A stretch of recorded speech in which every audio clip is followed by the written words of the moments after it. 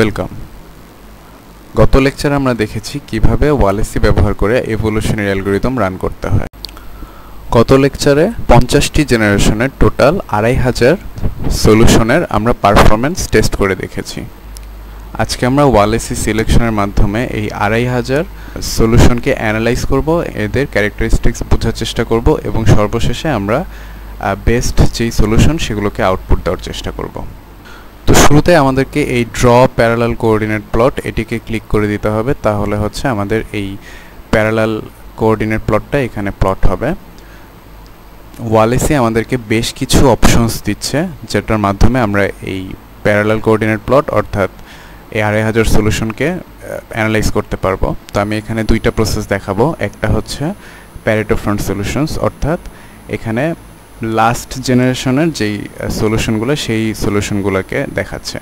এটা যদি আমি show Pareto front on PCP analysis দিই, তাহলে আমরা এই কালো দাগগুলোকে দেখতে পাবো, যেগুলো হচ্ছে আমার প্যারেটো ফ্রন্ট। অর্থাৎ এই প্যারেটো ফ্রন্টের প্রত্যেকটি কোনো না কোনো দিক থেকে বেটার পারফর্ম করছে অথবা অ্যাভারেজে বেটার পারফর্ম করছে। তো এখানে বিভিন্ন সলিউশনের ফিটনেসগুলো বিচার করে আমরা আমাদের ট্রেড অফের ডিসিশন নিতে পারবো। তো যদি আমরা সবগুলোকে এক্সপোর্ট করতে চাই, সবগুলো সলিউশনের জিওমেট্রি দেখতে চাই, সেক্ষেত্রে আমরা এই সবগুলোকে সিলেক্ট করতে পারি এটার মাধ্যমে এবং আমাদের এক্সপোর্ট লিস্টে অ্যাড করে দিতে পারি। এবার আমরা আনসুপারভাইজ মেশিন লার্নিংয়ের মাধ্যমে এই ডেটাকে অ্যানালাইজ করব। তো এখানে আমি আনসুপারভাইজ মেশিন লার্নিংয়ে এখানে টিক দিয়ে দিচ্ছি এবং এটা বেসিক্যালি কে মিনস ক্লাস্টারিং মেথডের মাধ্যমে আমাদের যেই সলিউশনগুলো সেই সলিউশনগুলোকে কয়েকটি ক্লাস্টারে ভাগ করে ফেলে। তো আমরা তখন এই ক্লাস্টারের ক্যারেক্টারিস্টিক্সগুলো বুঝতে পারবো।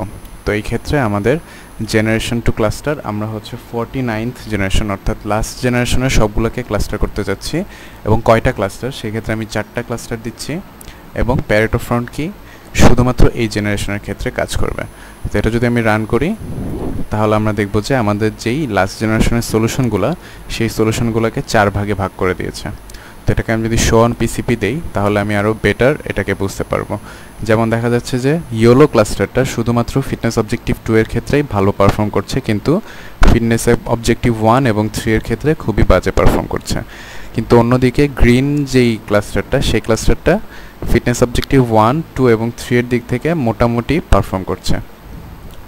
এখানে উল্লেখ্য যে আমরা কতগুলো ক্লাস্টার এখানে দিচ্ছি সেটা কিন্তু ইম্পর্টেন্ট। আমরা যদি এখানে 3টা ক্লাস্টার দেই, তাহলে দেখা যাবে যে এটা এমনভাবে ক্লাস্টারিং করবে যাতে এখানে 3টা আলাদা আলাদা গ্রুপ হয়।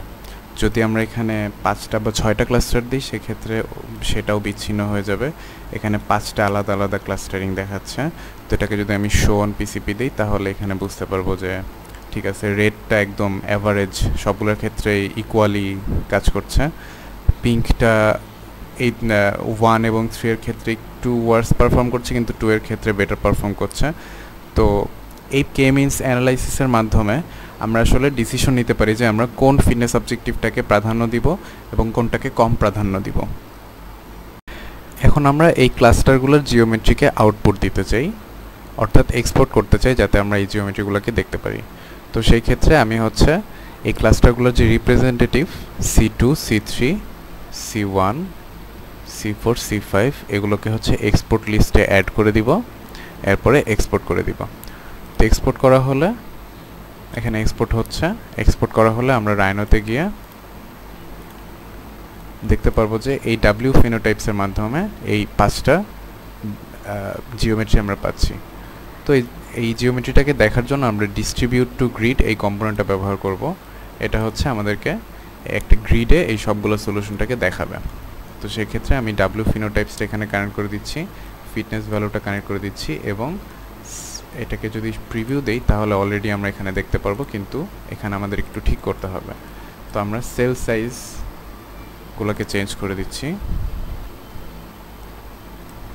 যাতে আর একটু বড় হয়।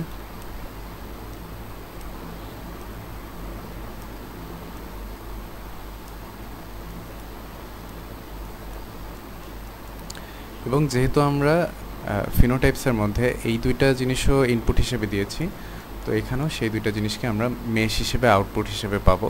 তো এই দুইটাকে আমরা আলাদা করতে চাই। তো এখানে আমি লিস্ট আইটেম ব্যবহার করে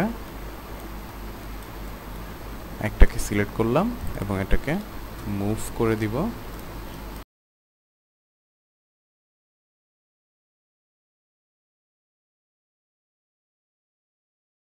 তো এই কম্পোনেন্টের মাধ্যমে আমরা রাইনো ভিউ পোর্টে এই জিওমেট্রিগুলো এবং জিওমেট্রিগুলোর অ্যাসোসিয়েটেড যেই পারফরমেন্সের মেশগুলো সেগুলো একসাথে দেখতে পাচ্ছি এবং এখানে আমরা ট্রেড অফগুলো যাচাই করতে পারবো। ট্রেড অফগুলো বলতে বোঝাচ্ছি যে এইখানে সূর্যের আলো খুবই বেশি কিন্তু ভিজিবিলিটিও খুবই বেশি, আবার এইটার ক্ষেত্রে সূর্যের আলো খুবই কম কিন্তু ভিজিবিলিটিও কম। তো সেই ক্ষেত্রে আমাদের ট্রেড অফটা কী হতে পারে যে আমরা সূর্যের আলো একটু কম বেশি পেলাম কিন্তু ভিজিবিলিটিটাও পেলাম। তো এখানে মাঝামাঝি জায়গায় আমাদের সলিউশনগুলো আসতে পারে যে ঠিক আছে এখানে এনাফ ভিজিবিলিটি আছে এবং এনাফ শেডিং পাওয়া যাচ্ছে। এবার আমি পুরো প্যারেটো ফ্রন্টের জিওমেট্রিকে এক্সপোর্ট দিতে চাচ্ছি।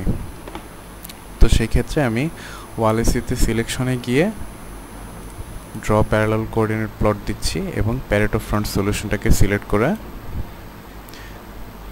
এবং এই সবগুলো সলিউশনটাকে সিলেক্ট করে এক্সপোর্ট লিস্টে অ্যাড করে দিচ্ছি।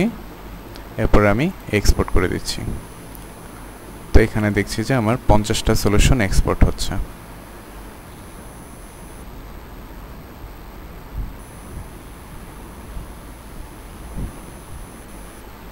তো এখানে আমরা পুরো 50টি সলিউশনের পারফরমেন্সগুলো দেখতে পাচ্ছি। শেষে আমি বলতে চাই যে ডিজাইন ডিসিশনটা ডিজাইনারকেই নিতে হবে, কিন্তু এভোলিউশনারি অ্যালগরিদম আমাদেরকে কম সময়ে আরও বেশি এক্সপ্লোর করার সুবিধা দেয়। এর মাধ্যমে আমরা গেস ওয়ার্ক বা ইনটিউশনের বাইরে গিয়ে ইনফরমেটিভ ডিজাইন ডিসিশন নিতে পারি। আমাদের এই স্টাডি মডেল খুবই সিম্পল ছিল এবং এর প্যারামিটারের সংখ্যাও কম ছিল, তাই এরকম ডিজাইন আমরা ইনটিউশন দিয়েই সলভ করতে পারি। কিন্তু আরও কমপ্লেক্স প্রবলেমের ক্ষেত্রে প্যারামিটারের সংখ্যা বেশি থাকলে এভোলিউশনারি অ্যালগরিদম ব্যবহার করে আমরা অনেক বড় সলিউশন সেট অনেক কম সময়ে এক্সপ্লোর করে দেখতে পারি।